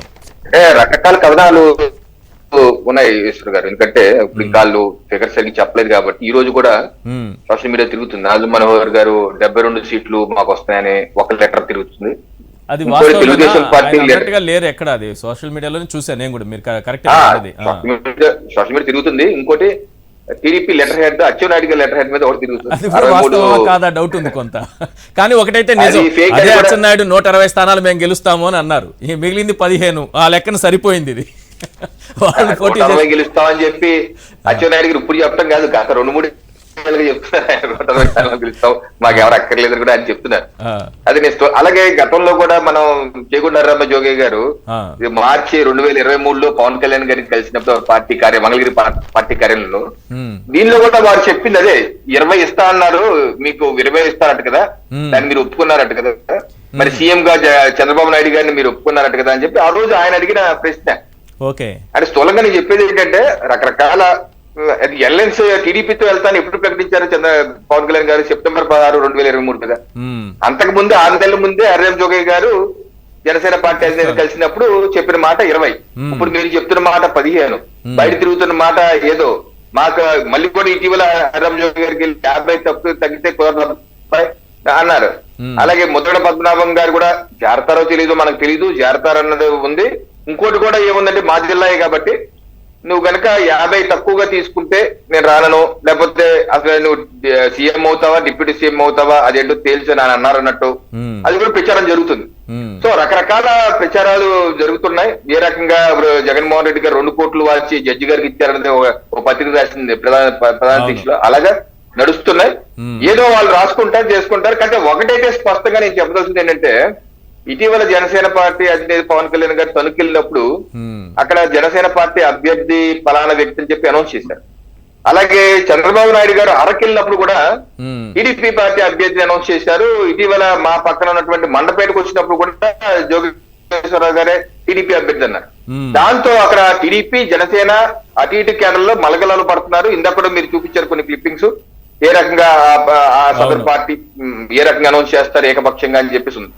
అయితే ఇక్కడ కనబడుతుంది ఏంటంటే ఎన్ని సీట్లు ఏంటి అన్నది పవన్ కళ్యాణ్ గారికి చంద్రబాబు నాయుడు గారికి వాళ్ళకి ఇద్దరికే స్పష్టకున్నట్టుంది. ఎందుకంటే 5-6 సార్లు 8 సార్లు వాళ్ళు 1-to-1 గంటల పోటీ మీట్ అయ్యారు కాబట్టి వాళ్ళిద్దరికి ఉన్న స్పష్టత ఆ పార్టీ క్యాడర్లకి నాయకులకి లేదేమో అనిపిస్తుంది. ఎందుకంటే వాళ్ళు అనౌన్స్ చేస్తున్నారు కదా, ఆయా నాయకులు ఆ మీటింగ్కి వెళ్ళినప్పుడు అనౌన్స్ చేస్తున్నారు. అనౌన్స్ చేస్తుంటే మరి క్యాడర్ కి ఆ స్పష్టత లేదు, నాయకులకైతే స్పష్టత ఉంది. ఆ సంఖ్య ఏదైతే మీరు అంటున్నారో ఆ సంఖ్య వారిద్దరికైతే తెలుసు అని చెప్పేసి అనుకుంటున్నారు. అంతకంటే ఎక్కువ కూడా ఉండొచ్చేమో. బట్ మీరు కూడా అంటే పవన్ కళ్యాణ్ కోరుతున్నారు కాబట్టి ఆయన ఇప్పటి వరకు ఆయనకి 6.5-7% ఓటు షేర్ మొన్న ఎన్నికల్లో వచ్చింది. వాళ్ళు వేసుకుంటున్న లెక్క మాకు 15 పెరిగింది 30 పెరిగింది ఏవో లెక్కలు వేసుకుంటున్నారు. మీకు వచ్చిన ఓట్ షేర్ చూసినా లేకపోతే పవన్ కళ్యాణ్కి చంద్రబాబు ఇచ్చినటువంటి సీట్ల సంఖ్య చూసినా రేపు కలిస్తే మీ పరిస్థితి ఏంటనేది నాకు అనిపించింది. అంటే పవన్ కళ్యాణ్ అంటున్నారు కాబట్టి కలుస్తారా లేదనేది తర్వాత విషయం. సార్ ఇప్పుడు పవన్ కళ్యాణ్ గారు నేను బీజేపీ కేంద్ర పార్టీతో మాట్లాడలేదు, నేను మాట్లాడుతున్నాను. సరే ఆయన ఎప్పుడు మాట్లాడతారు. పవన్ కళ్యాణ్ గారితో పొత్తు ఉందని చెప్పి మా కేంద్ర నాయకత్వం 2020లో చెప్పింది. తర్వాత ఇప్పుడు కూడా వేరే మాట చెప్పలేదు కాబట్టి పొత్తు ఉందని అంటే మేము వెళ్తున్నాం. అయితే ఇటీవల మా రాష్ట్ర పదాధికారుల సమావేశం విజయవాడలో 3/1/2024 జరిగిన సమావేశంలో మేము స్పష్టమైన తీర్మానం చేశాం. ఇక స్పష్టమైన తీర్మానం ఏంటి, రాష్ట్రంలో ఒక్కసారి కేంద్రంలో మరొకసారి బీజేపీ ప్రభుత్వం రావాలి. ఇప్పటి వరకు మీరు అన్ని పార్టీలకు అవకాశం ఇచ్చారు, డబుల్ ఇంజిన్ సర్కార్ రాష్ట్రంలో ఏర్పాటు చేయాలంటే బీజేపీకి ఒక అవకాశం ఇవ్వని అభ్యర్థిస్తున్నట్టు మేము ఒక తీర్మానం చేశాం. అంటే నేనేది ఏంటంటే మా పార్టీ మేము స్పష్టంగా ముందుకు వెళ్తున్నాం. ఆంధ్రాలో ఒక్కసారి కేంద్రంలో మరొకసారి బీజేపీ సర్కార్ రావాలి, దాని ప్రజలు ఆశీర్వదించడని మా ప్రయాణం మేము చేస్తున్నాం. మా అన్ని నియోజకవర్గాల్లో 46,000 పోలింగ్ బూత్ మేము బలోపేతం చేసుకుంటున్నాం. క్యాండిడేట్స్ మేము రెడీ చేసుకుంటా ఉంటున్నాం. మా ప్రయాణం మేము చేస్తాం. ఒత్తులు ఎత్తులు వచ్చినప్పుడు అప్పుడు చూస్తాం. మేము పలానా పార్టీతో ఆధారపడ్డాం, పలానా పార్టీ రాకపోవడం వెయిటింగ్. ఇది జాతీయ పార్టీ సార్, 7 దశాబ్దాలకు ఉన్న పార్టీ. వస్తే ఓకే, ఎవరన్నా పవన్ కళ్యాణ్ గారు జనసేన పార్టీ పొత్తులోనే ఉంది, మా కేంద్ర పార్టీ మాకు చెప్పింది కాబట్టి ఉంది. ఈ పార్టీ ఎవరి మీద ఆధారపడే పార్టీ కాదు. తన స్వయం శక్తిగా ఈ స్థాయికి వచ్చాం. 2 స్థానాలు 3 స్థానాల నుంచి 303 స్థానాలకు వచ్చాం. రేపు 2024లో కూడా ప్రజల ఆశీర్వాదం, ప్రజల యొక్క ప్రగాఢమైన విశ్వాసం కూడా భారతీయ జనతా పార్టీ వైపు ఉంది. ఇంకోసారి మోదీ గారు ప్రధానమంత్రి అవుతారు. అలాగే రాష్ట్రంలో కూడా మరోసారి అవకాశం కల్పిస్తారని మేమైతే భావిస్తాం. ఆ రకంగా మేము పనిచేసుకుంటూ వెళ్తాం. పొత్తులు ఎత్తులు తర్వాత చూద్దాం ఈశ్వర్ గారు. రైట్ విజయబాబు గారు, మనకి రవికిరణ్ గారు ఒక అంశాన్ని తీసుకొచ్చారు. ఇప్పుడు 15 సీట్లు అసెంబ్లీ సీట్లు ఇవన్నీ కూడా కొన్ని పత్రికల్లో కనిపిస్తున్నాయి. అలాగే జనసేన నాదెండ్ల మనోహర్ గారు చెప్పిన స్టేట్మెంట్ కనిపిస్తోంది. అదే సమయంలో ఈరోజు ఓ దినపత్రికలో సీఎం జగన్మోహన్ రెడ్డి గారు ఏదో ఒక కానుక 2 కోట్ల కానుక పంపించారంట ఎవరికో జడ్జి కానీ ఒక పత్రికలో వార్త రాశారు. ఇట్లాంటివి తిరుగుతూ ఉంటాయి అని అన్నారు. నిజానికి వార్త రాసింది ఎవరంటే సార్, అమరావతిలో అంటే నేను ఏ న్యాయ వ్యవస్థని జడ్జిని కించపరచట్లా, ఇక్కడ క్లియర్గా చెప్తున్నా. అమరావతిలో జడ్జిలకు తక్కువ రేటుకు భూములు ఇచ్చినటువంటి చంద్రబాబు తొత్తు ఈ వార్త రాసింది. అమరావతిలో జడ్జిల కుటుంబ సభ్యులకు ఇన్సైడర్ ట్రేడింగ్ ద్వారా భూములు కొనుగోలుకు సహకరించినటువంటి చంద్రబాబుని అంటున్నాను నేను ఇక్కడ, చంద్రబాబు తొత్తు ఈ వార్త రాసింది. భవానీ ఐలాండ్లో కొందరు జడ్జిలకు పార్టీలు ఇచ్చినటువంటి చంద్రబాబునే అంటున్నా, మళ్ళీ చెప్తున్నా, చంద్రబాబు తొత్తు ఈ వార్త రాసింది. అదేవిధంగా తిరుపతికి వచ్చినటువంటి సుప్రీంకోర్టుకు సంబంధించిన అప్పట్లో చాలా రోజుల క్రితం వచ్చినటువంటి ఒక జడ్జి గారిని ప్రత్యేకంగా మీట్ అయినటువంటి దర్శనానికి వస్తే ఈయన దర్శనం చేసుకొని ప్రైవేట్ కార్యక్రమం నిర్వహించారు. ఆ చంద్రబాబు తొత్తు ఈ వార్త రాశారు. ఏం చెప్తారు సార్ ఈ వార్త పైన? వచ్చి నేను హైదరాబాద్ వెళ్ళినప్పుడు ఒక రోడ్డు మీద డ్రైనేజీ లీక్ అయ్యి వాటర్ పారుతా ఉంది. రాత్రికి వచ్చేసరికి మొత్తం ఆ డ్రైనేజ్ అంతా కూడా మొత్తం నిండిపోయి పొంగి పొర్లుతాం. సో ఇది చూసినప్పుడు ఏంటంటే తెలుగునాట ఎల్లో జర్నలిజం కుప్పలుగా పారుతోంది. డ్రైనేజీ స్కీము లేక తెలుగునాట ఎల్లో జర్నలిజం కుప్పలుగా పారుతుంది. డ్రైనేజీ స్కీము లేక డేంజర్ గా మారుతోంది అనేది నాకు మల్లారెడ్డి గారు చెప్పినటువంటి దీన్ని ఇంకో రకంగా గుర్తుకు వచ్చింది. ఎంత అంటే నిన్నటి వరకు కూడా కట్టు కథలు ఇవన్నీ కూడా కథనాలు ఇవన్నీ రాయటం మొదలు పెట్టారు. ఇప్పుడు ఒక అడుగు ముందుకేసి అంటే ఇప్పటి వరకు వస్తుంది ఏంటి, మనందరం చూస్తున్నాం రకరకాలైనటువంటి కథలు వార్చి వండుతున్నారు. ఇప్పుడు ఏంటంటే ఆ ఫిక్షన్ మరింత వెర్రితనంలో వేసింది. ఏంటంటే అసలు కొన్ని పాత్రలు సృష్టించడం, కొన్ని కథలు సృష్టించడం. అయితే ఇక్కడే మీరు అన్నట్టుగా చాలా జాగ్రత్తగా గమనించాల్సింది ఏంటంటే ఏ వికృత పాత్ర అయినా లేకపోతే మంచి పాజిటివ్ పాత్ర అయినా సరే పాత్ర ఔచిత్యం అనేది ఒకటి ఉంటుందండి. అంటే ఈ పాత్ర వీళ్ళకి సరిపోతుందా లేదా అని. ఇప్పుడు రాసినటువంటి ఈ పాత్రలు, ఈ కథలు, కథనాలు ఇవన్నీ కూడా మీరు చెప్పినట్టు చంద్రబాబు నాయుడు గారు లాంటి ఏది పార్టీని లాక్కోవటమే కాకుండా పార్టీ సింబల్ ని కూడా, మీకు సంస్కారం ఉండవచ్చింది, నాకు సంస్కారం నేను చెప్పను కానీ పార్టీ సింబల్ ని కూడా అదే రకమైనటువంటి రీతిలో వశం చేసుకున్నటువంటి చంద్రబాబు నాయుడు గారు ఇలాంటి వాళ్ళందరినీ ఏ విధంగా మ్యానిపులేట్ చేయగలుగుతారనేటువంటిది ఆ పాత్ర ఔచిత్యం ఆయనకి సరిపోతుంది తప్ప నిఖార్సుగా నిర్భయంగా పెట్టుకుంటే తప్పుడు కేసులు పెట్టుకుంటే మాత్రం నాకు భయం ఏంటని 16 నెలలు తప్పుడు కేసులకు కూడా జైల్లో ఉండొచ్చి శంషేర్గా జనం ముందుకెళ్ళినటువంటి జగన్మోహన్ రెడ్డి గారు ఒకవైపు అయితే, నీ అవినీతి కేసుల్లో జైల్లోకి వెళ్ళిన దగ్గర నుంచి నా చర్మం చిట్లిపోతా ఉంది, కళ్ళు ఇదైపోతున్నాయి, లేకపోతే కిడ్నీలు పాడైపోతున్నాయి, మహాప్రభు అని చెప్పిన అబద్ధాలాడి న్యాయ వ్యవస్థ ముందు ఇలాంటివన్నీ కూడా సబ్మిట్ చేసి అక్కడ నుంచి మళ్ళీ బయటికి బెయిల్ ఇచ్చిన వెంటనేనేమో ఎన్ని ఉచ్చుకాకిలాగా ఎగిరిపోయినాయి. అంటే ఎవరిని ప్రభావితం చేస్తున్నారు, ఏం చేస్తున్నారు అనేటువంటి దీనికి తెలుసు. అందుకని ఇవాళ ఇక్కడ ఈ రోజు చేసినటువంటి ఇది చేస్తే వాళ్ళ యొక్క పైత్య ప్రకోపానికి ఆ కథ పరాకాష్టాన్ని వాళ్ళని వాళ్ళు నిలదీసి అడుగుతున్నామండి. అందులో రాసినటువంటిది ఏంటంటే ఆ జడ్జి గారంట సుప్రీంకోర్టుకి లెటర్ రాశారంటండి. జడ్జి ఇవాళ చట్టం గురించి చెప్తున్నాను, కనీసం మాత్రం చట్టం తెలిసిన వ్యక్తులైనా సరే అతను చెప్పినట్టుగానే ఆ వజ్రాల వాచి వాళ్ళ ప్రైవేట్ ప్రోగ్రామ్ అండి అది. ఆ ప్రైవేట్ ప్రోగ్రామ్ లో వాళ్ళు పిలిచారా పిలవలేదు, ఇద్దరు వెళ్ళారు. అంటే లీగల్ ఆస్పెక్ట్ లో మనం మాట్లాడుకున్నాం. వాళ్ళు వెళ్ళిన తర్వాత అతనికి అది నచ్చలేదు, దాన్ని విసిరి కొట్టిన తర్వాత సుప్రీంకోర్టుకి సంబంధం ఏంటంటే నీ ఇంట్లో ప్రైవేట్ ఫంక్షన్ జరిగింది, ఎవడైనా ఆగంతుకుడు వచ్చినా నీకు లంచం ఎర చూపించినా జడ్జి ఏం చేస్తాడంటే వెంటనే సుప్రీంకోర్టుకి లెటర్ రాస్తాడా నిస్సహాయుడుగా, లేదు అంటే పోలీస్ కంప్లైంట్ ఇచ్చి ముందు అప్పటికప్పుడు అరెస్ట్ చేయిస్తాడా? పోలీస్ కంప్లైంట్ ఇచ్చి సంఘటన జరిగితే వెంటనే వాళ్ళని కూర్చోబెట్టి పోలీసులను పిలిపించి అరెస్ట్ చేయించి ఆ తర్వాత తదనంతరం చర్యలు ఉంటాయి. హైకోర్టు న్యాయమూర్తి అనేటువంటి వాడు చట్టం తెలియని వాడు కాదు, నిస్సహాయుడు కాదు, లేమన్ కాదు, ప్రొసీజర్ తెలియనివాడు కాదు. తర్వాత ఇంకొక పెద్ద దివాళా కోరుతానం అంటే వాళ్ళు వెళ్ళిపోయిన తర్వాత సుప్రీంకోర్టుకి ఏంటంటే సంబంధం, మీ ఇంట్లో నా ఇంట్లో ఫంక్షన్ జరిగింది, ఎవరో ఆగంతుకులు వచ్చారు, ఆగంతుకులు వస్తే మనం వెంటనే చేయాల్సిన పని ఏంటంటే హైకోర్టుకో లేకపోతే పక్కన ఉన్న కోర్టుకో లెటర్ రాస్తావా, సుప్రీంకోర్టుకి లెటర్ రాస్తావా, లేదంటే లీగల్ గా ప్రొసీజర్ తెలుసు కాబట్టి మనం పోలీస్ కంప్లైంట్ ఇస్తావా? అందుకని అక్కడే వాళ్ళ డొల్లతనం ఎంత వండి వార్చారు దీన్ని అని ఎక్కడా కూడా ఇలాంటి కథలు కథనాలు పూర్తిగా చంద్రబాబు నాయుడు గారికి అతికినట్టు సరిపోతాయి. అంటే ఒక పాత్ర అక్కినేని నాగేశ్వరరావు గారికే సరిపోతుంది, ఒక పౌరాణిక ఎన్టీ రామారావు గారికే సరిపోతుంది. అదే విధంగా ఈ బాపతు పాత్రలన్నీ చంద్రబాబు నాయుడు గారికి అతికినట్టు సరిపోతాయి తప్ప ఇది చాలా జగన్మోహన్ రెడ్డి గారికి చాలా అసహజంగా ఉంటుంది. ఈ కథ ఎటువంటి పరిస్థితుల్లో కూడా జగన్మోహన్ రెడ్డి గారికి తగదు. అందుకని వాడు వేసినటువంటి కథని ఒక్క లైన్ లో చెప్పుకోవాలి అంటే ఇది ఫిక్షన్ ని మించినటువంటి స్థాయిలో ఉంది. అందుకని ఇది వాళ్ళ యొక్క వెకిలితనానికి ఒక పరాకాష్ఠ. పరాకాష్ట. ఎస్ నాగార్జున గారు, సమయం తక్కువ ఉంది సార్, 1 minute లో కంక్లూడ్ చేయండి సార్ ప్లీజ్. లేదండి, నాకు ఒక చిన్న డౌట్. ఆంధ్రజ్యోతి వార్తా కథనం జరిగిన తర్వాత నాకు 2 డౌట్లు వచ్చినాయండి. ఒకటి, మీరే తేల్చాలి, జర్నలిస్ట్ రంగంలో సీనియర్లు ఉన్నారు కాబట్టి, 2 సీనియర్లు ఉన్నారు కాబట్టి, సహజంగా కర్త కర్మ క్రియ అనేటువంటి 3 లేకుండా వార్త రాయడం అనేది అవును అది జరిగే పనేనా అనేది నాకు వచ్చినటువంటి పెద్ద ప్రశ్న అండి. మామూలుగా ఎగిరే గుర్రాలు, ఊలలు వేసే ఏనుగులు, గేంకరించే నక్కలు లాంటి కొంత కృత్రిమ వాతావరణాన్ని సృష్టించేటువంటి విధంగా ఆ వార్త ఉంది. అసలు 2 కోట్ల వాచ్ ఉంటుందండి.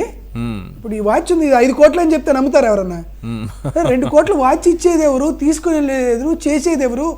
అసలు ఎప్పుడో జరిగింది అనుకుంటా, పేరు లేదు, ఊరు లేదు, వార్త లేదు, ఎవరిది లేదు, కొట్టేసి డ్వాక్రా మహిళలకు 26,000 కోట్ల రూపాయల నిధులు విడుదల చేసినటువంటి ఫోటో పక్కన రాయాలి. ఆ వార్త రాయకుండా ఆ వార్త కనపడకూడదంటే ఈ విధమైనటువంటి జిమ్మిక్కులు చేయాలి. ఇక్కడ చూడండి, ఇక్కడ ఆసరా ఎంత చిన్నది చేసి దాంట్లో కలిపేశాడు. నిజంగా ఇది మీకు చెప్తానండి, దీంతో మీకు ఒకటి చెప్తానండి. అక్కడ కర్త కర్మ క్రియ ఏమీ లేదు కదా. చంద్రబాబు నాయుడు గారి కర్త కర్మ క్రియ ఉన్నట్టు ఒక వార్త చెప్తానండి. వాళ్ళగా పేర్లు దాచిపెట్టట్లా. జస్టిస్ బిఎస్ఏ స్వామి అని ఒక రిటైర్డ్ జడ్జి, ఈయన ఒక పుస్తకం రాశాడు. పుస్తకం పేరు ఏంటంటే a caste captures in AP judiciary అని ఒక పుస్తకం రాశాడు. ఈ పుస్తకం ఎప్పుడు రాశాడు? 15th July 2005.